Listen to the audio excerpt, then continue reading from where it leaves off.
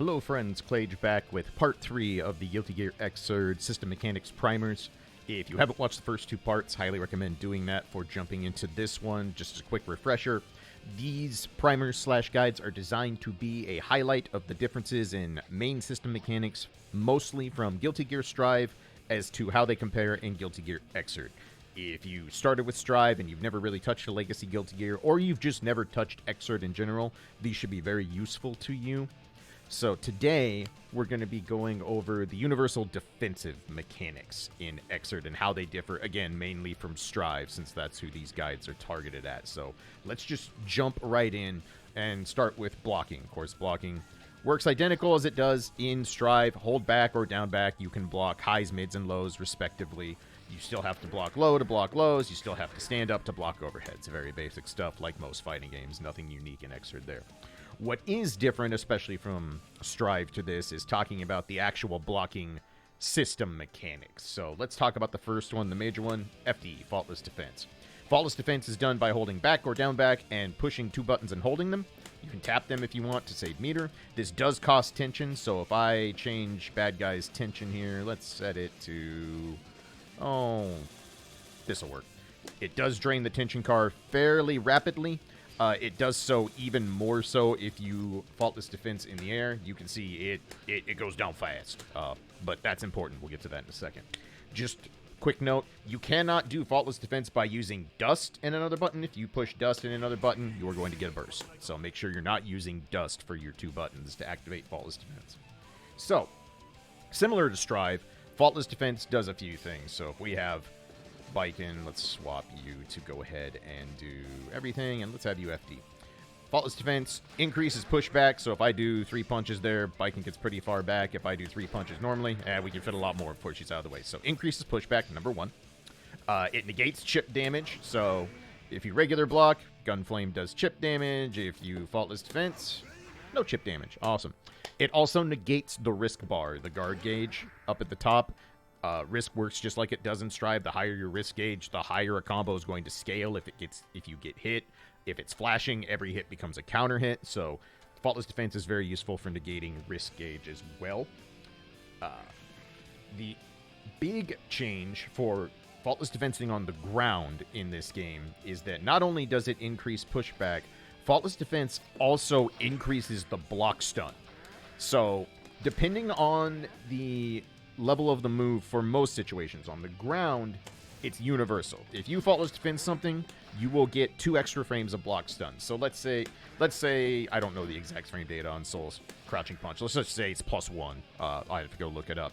But if you regular block this move, Soul is +1. If you Faultless Defense this, it's now +3. You are down 2 extra frames of block stun. That is universal for all FD on the ground. So Faultless Defense is very useful. It's very powerful for spacing out block strings and stuff like that, but it does increase your block stun, so that's something important to note. Next one I want to talk about is air blocking in combination with air Faultless Defense, because this is very important. So in Guilty Gear Strive, if you hold back in the air and someone tries to anti-air you or hit you with a move on the ground, you'll just block, right? Pretty easy stuff. Well, in XRD, let's just program Biken to jump and then do a forward punch. All right, that'll work. So, if I jump at Biken and hold back, I still get hit. Still got hit. I'm holding directly back. I'm not hitting any buttons. Not trying to do anything. Knocked out of the sky. In the older Guilty Gear games, XRD included, you must air Faultless Defense to block any, and I mean any, ground-based attack. There is pretty much almost nothing outside of projectiles that you can block in the air without Faultless Defensing if it's a move that started on the ground. It doesn't matter if it's a move that takes your opponent airborne. For example, Volcanic Viper sends Soul airborne, right? You have to air FD it. That is considered a ground-based attack. So if we have Biken do her thing again, if I could actually space things right, if I air FD, we block. This is very important to note. This is why when I talked about teching, I said it's a good habit to get in, to just tap back and hold 2 buttons. This is why. It is much more reliable to tech trap people in these older games because you must air Faultless Defense or you will get swatted out of the sky. Similar to how it works on the ground, air Faultless Defense increases pushback, negates chip damage, negates risk gain, but the amount of block stun that is added on varies by the level of attack. So in the air, when you faultless defense something, your block stun goes up between 2 to 4 frames depending on how high of an attack level your opponent used. So keep that in mind. So one other thing about air faultless defense, it does slightly increase the gravity at which you fall at, so you will fall to the ground just a little bit quicker if you're using air FD. So if you're trying to get to the ground quicker to get back to ground, neutral, or block, that is a way you can do. The last thing is that faultless defense is a very effective way of breaking your momentum. If you go to FD, it instantly halts your momentum. Jump momentum stays, but ground momentum, this is a great way. This is usually called FD breaking. Good mechanic and practice to have in neutral for trying to bait out stuff like long-range pokes or projectiles, all sorts of things. So that's FD in a nutshell. It's very important to know how to use FD well in this game. If you let characters do pressure strings on you with impunity without using faultless defense to try and push them out, there's a lot of characters that are going to make you very sad. So get used to playing with FD, experiment, see what you can figure out with it. It's a very, very important tool to utilize in Guilty Gear Xrd. Next, instant blocking. So you will be happy to know that if you are a Strive player, instant blocking is much, much, much more generous in Xrd. Unlike the very small window it has in Strive, to instant block in Xrd, you just need to tap block within 8 frames of an attack connecting with you. So you can continually IB everything if you have the rhythm for it. You still have to block correctly. You cannot just tap back to block lows. You can't just tap down back to block highs. You still have to block correctly. IB does not negate blocking, mix-up, so to speak. If you fail an instant block, so if you try to hit something and you miss it, you don't get the little just notification there, you are locked out from instant blocking for the next 30 frames. You can still normal block, you can still FD, but this prevents you from just sitting in block stun and going blah, blah, blah, blah, blah, blah, and trying to mash to basically options like between instant block and backdash. So you do have to time it. If you fail one, you'll be locked out for half a second. Instant block does a couple things. It reduces the pushback, so remember earlier how much FD pushed us out and regular block, kind of left us close. Same thing, instant block drastically reduces pushback. It's much more notable on higher attack moves where it drastically reduces the pushback. It also reduces your block stun, depending on the level of attack, both on the ground and in the air. So, on the ground, depending on the attack level, between level 0 and level 5, you will reduce block stun between 2 to 4 frames. So, on higher attack levels, you can actually gain 4 frames of advantage or negate some frame disadvantage by up to 4 frames if you're instant blocking. In the air, it's even bigger. It's between 6 and 8 frames of decreased block stun. So you still have to FD air a ground-based attacks. You cannot just instant block a ground-based attack to negate getting hit. It doesn't work that way. But in addition to reducing your block stun, it also gains you some tension. So if we turn Viking's tension down... Still getting used to using the Xrd menus again. It's been a bit. So if we have Bike in here, if she starts instant blocking, you'll see she gains some tension. Not a lot, but a little bit. It also increases your tension balance, which means you're going to get higher tension gains later on. So that's really important to know. And let's see, anything else of important? Oh, so as opposed to faultless defense, which increases your gravity, instant blocking in an attack in the air, if you're meeting someone in the air and they're hitting you, will actually keep you in the air longer. So this can be used to throw off timing for opponents if you air instant block something. And the other important thing I want to show is if we record Bike in here, we're just going to have her do just a basic string souls blocking for me. Now I'm going to take control. You don't have to instant block the first move. You can actually be in block stun and then tap back. If I can do it right today. See how I did not instant block the first one, but did in block later ones? You do not have to instant block the first attack of a string to be able to instant block anything. You can instant block like 2 normals and then go back to neutral and tap back within that 8 frame window. You will get an instant block. So you're allowed to try and instant block mid-string if you like. This can be very useful for moves that you want some pushback, but maybe there's another that you want to negate some pushback, stuff like that. Instant block doesn't negate chip damage, and it will not keep the risk gauge from going up, so keep that in mind. It's not going to magically render you immune to those aspects of what blocking does to you. So that covers instant block, FD. Both these techniques are very powerful. They're very useful. I highly recommend getting familiar with them as much as you can. I know instant block doesn't see a lot of use in Stride because of the very restrictive window it has, but it's strong. Very, very, very strong in XRD. So you will see it a lot once you start getting above mid-level play. Next, I want to talk about what, if you are coming from Stride, you know as YRC. In the older games, instead of the yellow Roman cancel as your defensive 50% meter option, we have what is called the dead angle attack. So if I go ahead and replay bike in here, same input. If you're in block stun and then hit forward and 2 buttons, can't be dust. Again, if you use dust plus a button, you're going to get a burst, but any other 2 buttons work. You also, in this case, cannot do forward and heavy slash. If you happen to fall out of block stun, you're going to get a blitz. So I recommend not trying to dead angle attack with heavy slash in a button. I usually just do punch and kick. So just push forward. If I can do it right today. Recording things. There we go. This works very similar to YRC, but there are some very key differences. Still costs 50% meter, so it is expensive, just like it is in Strive.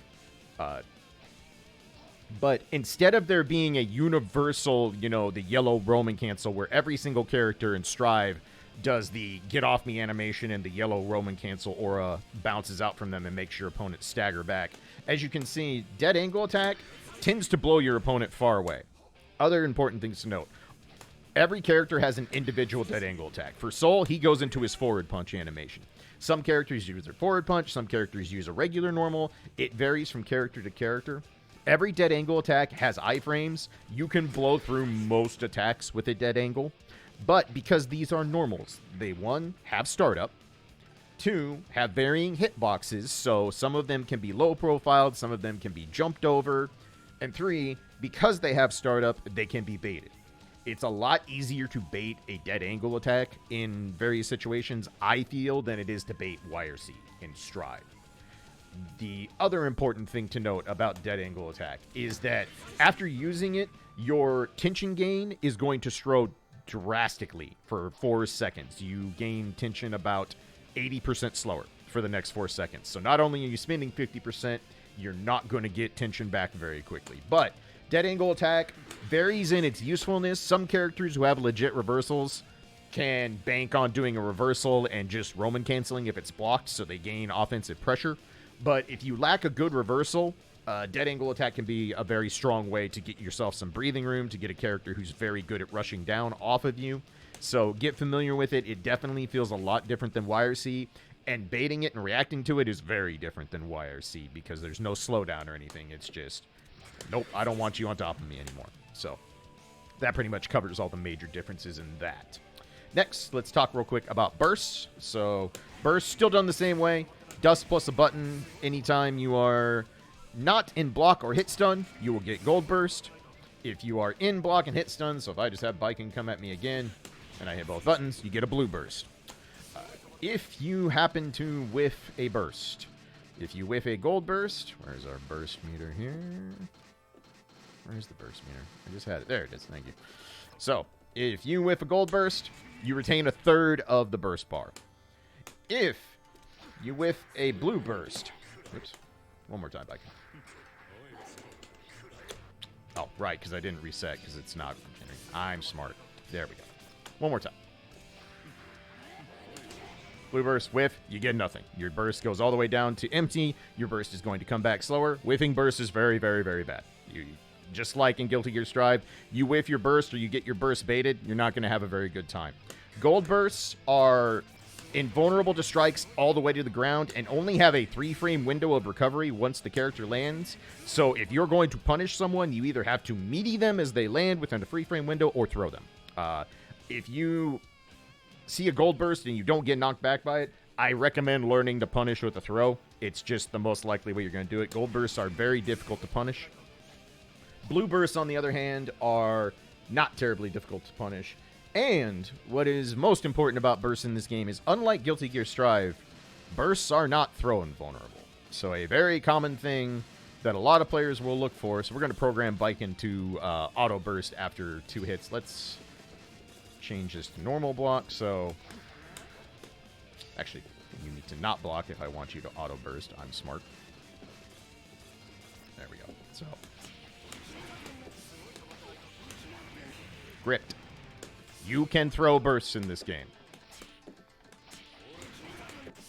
A little tricky if you're not practicing it. I am not. Forgive the execution errors. But the main thing I want to highlight here, you can throw bursts. It is a very, very common way to punish burst attempts. There are a lot of characters that have built-in burst baits via throwing them or doing moves that are just burst safe, just like in Guilty Gear Strive. So bursting is a lot easier to punish overall in these older games. There's a lot more window for opportunity. They are not throw invulnerable, so if people are going up looking for them and grab them, you're going to get grabbed, you're going to get knocked down, and you have no burst meter, and you're going to have a big sad. Just like the other games, you can burst OTG, so if we program Biken real quick here to knock me down. So go ahead, Biken. You can burst OTG, which has a lot of pros and cons to it. The con, obviously, is that if you're OTG'd, your opponent's combo is probably over, so you're not really negating any combo damage. But if you OTG burst, even if it's baited, the most your opponent's going to get is a throw, because you are still considered an OTG status. So if they run up and tap you with a normal, you're just going to get an OTG tech, which is not that big of a deal. Obviously, getting your burst baited, still bad. You know, you still have no burst, and you still have reduced burst gains, so that's really sad. So that covers bursts. Again, the major difference in XRD being that bursts are throw vulnerable. So just keep that in mind. Last thing I want to touch real quick is the reversal window. So once again, let's just have Biken do this. Reversal window for everything. Let's program her to do something a little bit. So let's just have do this. Oh, I need to turn auto burst off. Good job, Clade. You're so smart. All right, one more time. So we'll just have her do this and then run up and do a meaty with sweep. So, as I showed with throws early on, there is a reversal window. It is not as big as I remember it. I remember throws being a lot easier to reversal, but I think I'm just bad. There we go. The reversal window in Guilty Gear XRD, for almost everything of note, is 3 frames. 3 frames to input a reversal Dragon Punch, a reversal normal, to throw, to mash a button, whatever. Pretty much everything, including gold bursting. So if you get knocked down and you want to try and wake up gold burst to get a full bar, you can. That was a blue burst. You can tell I missed a reversal window. But 3 frames is basically the magic number. The only things that are not 3 frames. Reversal backdashing is a 2-frame window, and that is only if you hold the second back when you input 4-4 on your stick or controller, whatever you're using. That is a 2-frame window. So reversal backdashing is viable. It is not easy. It is something you will have to practice. I am extremely out of practice with reversal backdash, so probably not going to hit one here on the recording, because why would I? That would look good, and we all know nothing I do looks good on YouTube. The last thing, gold bursting, if you are bursting in the reversal window from a knockdown or from block stun, is a 1-frame window. You have to just frame your gold burst if you want a gold burst. Otherwise, it's going to be considered a blue burst. A quick note, reversal does not just mean getting knocked down.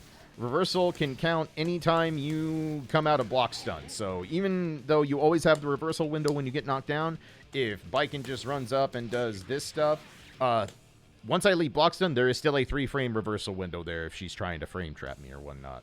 So that's going to cover it for all the defensive things. Those of you who know anything about XRD are probably like, Clay, aren't you overlooking like the biggest defensive mechanic? Yes. Blitz Shield is a thing. However, it is a very, very important linchpin mechanic to XRD, and if I do that in this video, it's going to end up being 30-40 minutes. I'm going to do Blitz in its own guide, because if I don't, this is going to go way too dang long. It's already been way too dang long. So, Blitz will get its own guide. That's probably going to be the next one. I will explain Blitz in great detail. There is a lot to talk about. There is a lot to interact with how Blitz works. But just note that if you're curious about Blitz Shield, this is Guilty Gear XRD's universal parry mechanic. And it has a lot more than just a parry built into it. So we'll talk about that next time. But that's going to cover all the main defensive mechanics. hopefully I got everything I needed to in terms of going over what the major differences are between Strive and XRD. So we're going to call it there. So if you have any questions, need any more information or anything, feel free to leave me a note in the comments. Check out the Dust Loop wiki for in-depth information if you want to read a little bit more along with watching these guides.